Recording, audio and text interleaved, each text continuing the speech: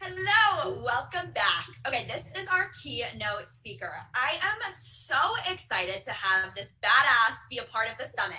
When my team was first coming up with ideas, who to have as a keynote, we went through so many different people and I kept being like, not that one, not that one. And then I was like, this one. So I'm thrilled to introduce you guys to Mick Zazon. I believe I pronounced your last name right, correct? Zazon. Don't worry. Okay, I'm gonna have you introduce yourself because you're gonna do it so much better than me. But before you guys get into it, make sure that you write questions for her on the Slack channel, and from there we will ask her at the end for a 5-minute Q&A. But since I am terrible at introducing people, I'm gonna have you kick it off. So tell us about your amazing self.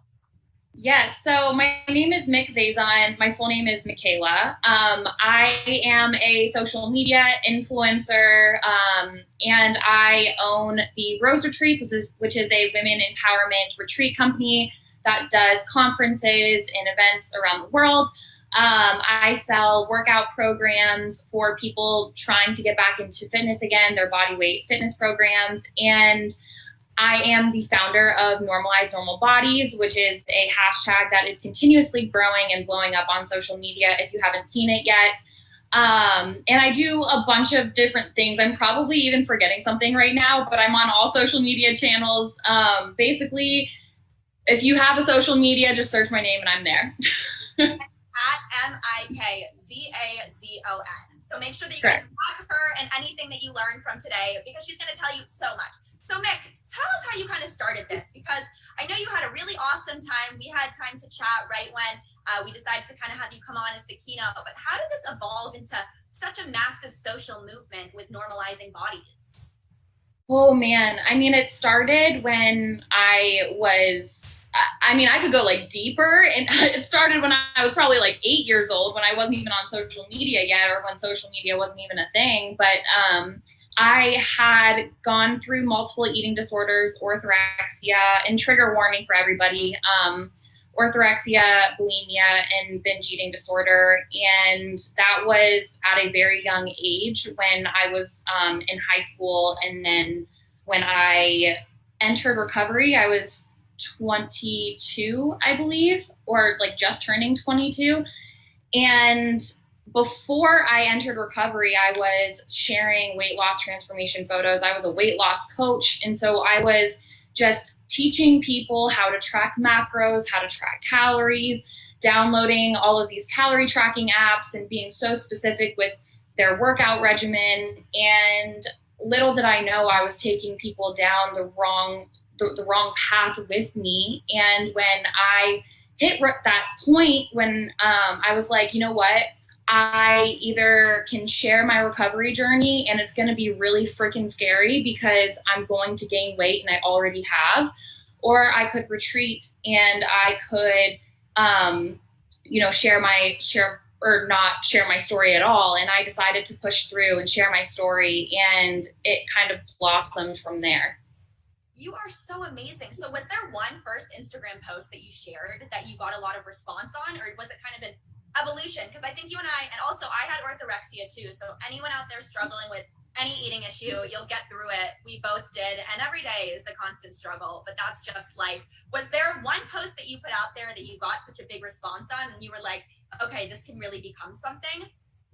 So it was a response. So it wasn't the response I was quite expecting, but I shared a photo of what I looked like when I was dieting versus what I looked like when I had gained 60 plus pounds. And I basically said, this is me. I gained weight and I'm as healthy as I can possibly be right now. And health doesn't look like anything. Health is what it is to you and what it means to you. And it went viral. However, the amount of people commenting on it saying that I would die from heart disease, I'm promoting obesity and all of these things, I was just sitting there and I was like, something really needs to change. So I don't know how I did it at the time because I was still in recovery. I was still at the beginning of my recovery journey, and I allowed myself to just sit with those negative comments, but use it for fuel to educate the world through how they perceived health to be. That's very interesting. Nowadays, there's so many people posting on social media, so many different types of things. And I don't know if you've realized this, but do you find that people almost sometimes can talk about anxiety and mental health if they've never dealt with it to gain more followers? They're just attention. I mean, what's so great about your platform is you literally show what you do every single day and in such an authentic way. There is no way to lie about that. But I feel like I've seen people kind of try and maybe use mental health or even eating disorders to gain more of a following. So there was a moment in time where I felt resentful towards that. However, there is no right or wrong way to give the kind of education around mental health and eating disorders.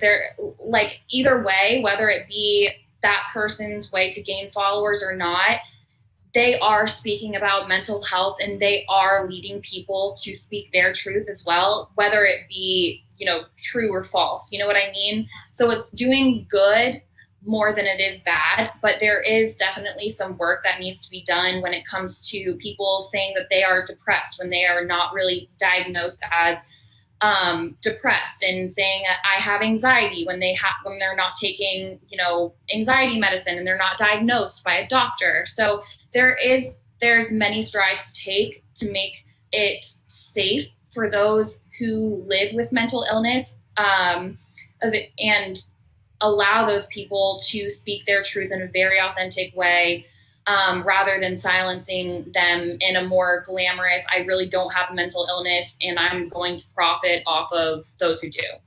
Yeah, and there's so many topics out there, everyone who's watching who's in college, that you can talk about. So do whatever makes you feel right.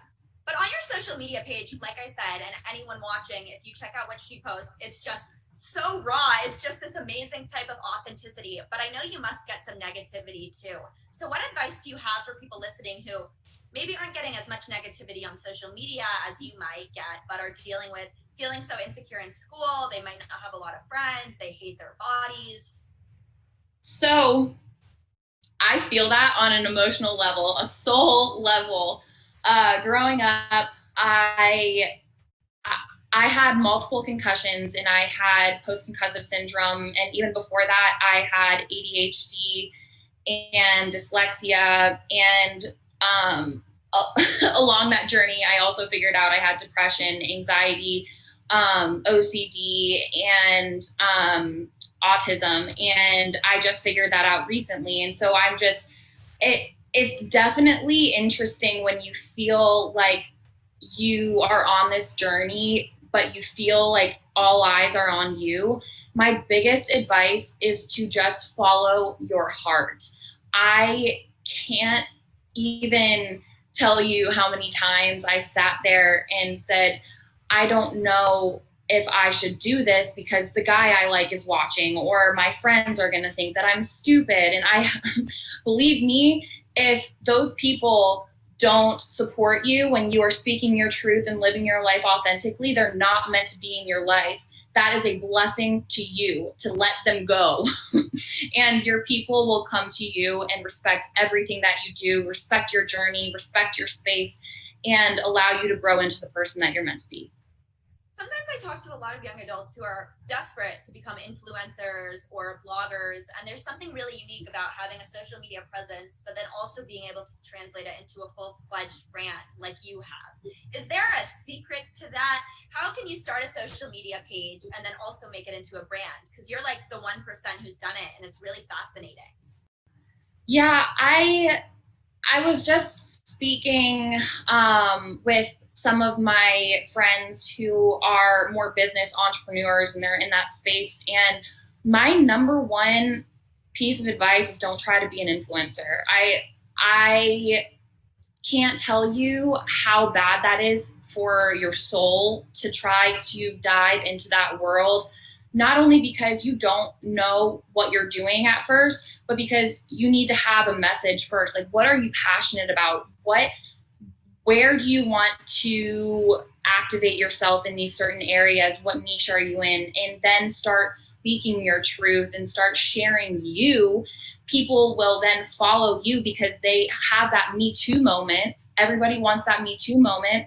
And then you can start creating things that you may have needed when you were going through like really, really hard times or whatever it may be. And then that's how you create a community, a safe community. And I think there's something so unique to be said about speak your truth, because so often you get asked to, not you, but people in general, they get asked to a dinner or to go on a date, and we all kind of do things because we think someone else wants us to do it. But in reality, it all comes down to what you want, because at some point you're not going to have enough time in the day. So what matters to you? How do you figure out what to do and how to allot time? I know you struggle with some mental health stuff too. So if you're feeling like not the best or anxious or depressed and someone's asking you to go to dinner, what do you do? I have recently learned about this new word called no. Applause to everyone who's watching. Literally the best word. It has been the best thing for my mental health. If I'm dealing with some really difficult times, and even if I'm not, and I genuinely feel like my mental battery is just not there, I say no. And if they take that negatively, if I have responded to them in a very polite way, and it's not my fault at all. And even more so on dates, I still have issues with that. And I think that's really important to know, that even the people that seem like they know what they're doing don't at all. They just trial and error. And to continue to speak your truth authentically, and then you'll get the hang of it. A lot of people don't know what it's like, and I hate the term influencer, but with your social media, people definitely would call you an influencer. What is one thing that people wouldn't know about it? Anyone who's watching who's like, she's my dream career and I want to be her. What does someone not know? I hit burnout really easily. I love what I do more than anything in the world, and I feel so blessed, and I am so privileged to love what I do every single day of my life. However, there's a silver lining where it's like, because I am my own boss and I love what I do, I overdo it. That's my personality type. Like same thing with eating. I overdo everything. If I'm putting my whole self into something, that's my only thing I'm putting myself into. So, yeah, a lot of therapy. I go to therapy 2 times a week, and normalized therapy. Therapy is cool. So it's definitely having your surroundings of good people with good hearts, and having a therapist or a coach or something like that with you to help you along the way. That's helped me. Yeah, and I love therapy. I really wish it wasn't so expensive, but I use something called BetterHelp. I know there's Talkspace out there, and it's so practical. I want to go into a bit of a different talk and a little bit about college, and get your opinion for young girls or men out there who are watching and are either in high school deciding whether to go to college or not go to college. Your experience growing up and in your youth, what made you love what you do, and how did you figure out whether or not to go to college? I pointed out earlier that I currently deal with mental illness and learning disabilities, and school has always been so difficult on me. I would be the person studying for weeks on end, and I would still fail a test because my brain just could not function that way. And I tried my best, and I remember crying to my parents. I'm like, I don't know if I can do this any longer. I actually wasn't even supposed to, with my brain injuries, I wasn't even supposed to be able to go to college, but I did, which is really awesome. However, I ended up dropping out to pursue what I'm doing now, because I found that I was doing college inauthentically. You know what I mean? That's what I mean by following my heart. I knew personally in my own personal journey that it wasn't for me. And it's going to be different for everybody. I started out as an early childhood special education major. I then dropped out and I traveled to India for 6 months because I needed that time to find myself. And when I came back, I started college again in a different major, and I went into dietetics. And then after failing like 3 or 4 classes, I decided, I know that following my heart and speaking my truth and my experiences is what's going to help me be the best person I can be, and I'm going to figure it out along the way. It's difficult though. Again, just follow your heart, follow everything that your heart tells you, and have a support system, whether it be your parents, your friends, who can be that logic where you can ask them, is this logical? Am I just going to like throw my life away? Because if I were in a different life, I would probably finish out my college degree and then go from there. Why? Because there's endless options, you know? I feel like when it's available and you have the privilege, and you have the privilege to go to class when other people don't, and you can go into something that you love and you can learn about things that you love, I think it's really a no-brainer. You know what I mean? It's different if you don't love what you're studying. Yeah, I agree. And I know many of you watching, I didn't know that I didn't go to college. So like I barely graduated high school. I didn't have any learning disabilities, but I just never found like I was able to do well in school. I would study for weeks and I didn't retain one piece of information. So what about dealing with those pivots? If you're someone who's in school and studies for weeks and still fails, or you're trying to launch a brand and it's just not working, what's your advice? Always have a backup plan. My mom would be like, she's like, I can hear her in my ear. She's like, Mick, always have a backup plan. Always have a backup plan, but it's also okay not to. I never do. So sorry, Mom, if you're watching. I always, like, I don't have any other advice other than to follow your heart. Like, I genuinely, from every single personal experience that I have had, I have failed miserably. And along the way, I've taken that failure and took that as fuel to build it into my next project. That's so funny, because my mom's always like, what's your backup plan? And I'm like, I feel like why have a backup plan, especially if you didn't go to college, that you sketch yourself out into making yourself think it didn't work. But I think we're going to go into, we don't have too much time left, so we're going to go into a Q&A. Alexis is going to tell us which questions we have, and then I'll tell you. Perfect. Okay. Question number one. Question number one is, how can one differentiate between people faking the anxiety and or not? Is there any ways to take a step back and see what is able to see? Good question. Did you hear that? Kind of. I heard the first part. Okay. The blue one. How can one differentiate between people faking the anxiety or not? And is there any ways to take a step back and see what's able to see? Got it. No and yes. I feel like you kind of just have that intuition. And it's pretty clear as day if they're faking it. I mean, it's like, oh, I have anxiety. Like, I don't know how to explain it. Like, it's just like honestly, I've dealt with people in my life where they do say it, and if it feels off, I have learned to just walk my own path, especially me being living with my own mental illnesses. I know my truth, and if that isn't serving me, I just walk right along. Yeah, and it's so easy. I always get asked, how do you become authentic? You're already, and I scream when I hear that question. I don't know how to tell someone to be authentic. It's like, you either have it if you don't, but if you don't have it, please follow Mick. Okay, question number two. Let me just read it. Okay, how do you balance all of your different hustles? And do you work with a team for each project, or one team that helps with all of your projects? Oh, good question.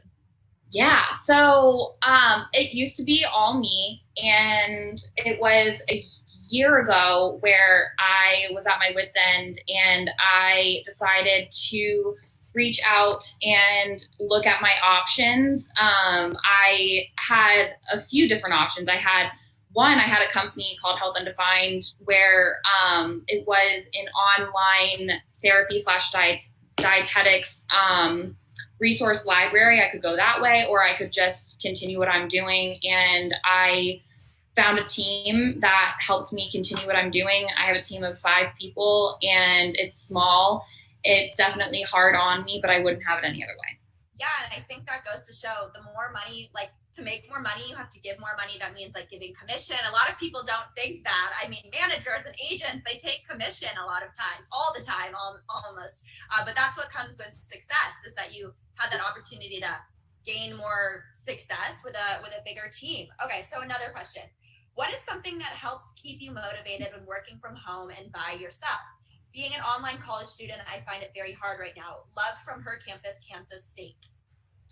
Got it. Okay, so recently I have been diving into my hobbies. It sounds ridiculous, but I am into rock collecting. So I like try to find an hour or two of my day where I find time to do my hobby. And right now that's on my balcony, sanding and polishing rocks. And it sounds crazy, but it allows me to find inspiration and take my eyes off of social media to share my truth authentically. That's awesome. What I always say is limit the scrolling. So if you're just going through, at the end of the time, you're going to come, the page is going to end. So find something to do. We have one last really quick question. How do you stay inspired? Therapy and living my life off of social media, doing things that I wouldn't necessarily do, walking somewhere new, whether it be taking my dog somewhere new, or just doing something out of the ordinary. You know what I mean?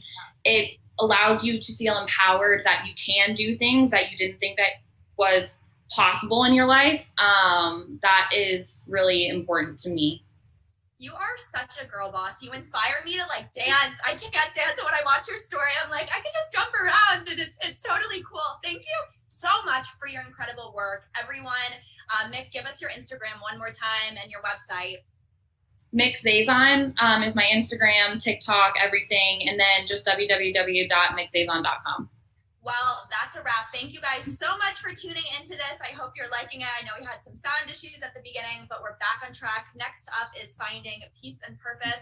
That's from 10 to 10:30 a.m. And I will see you guys back around 11:30.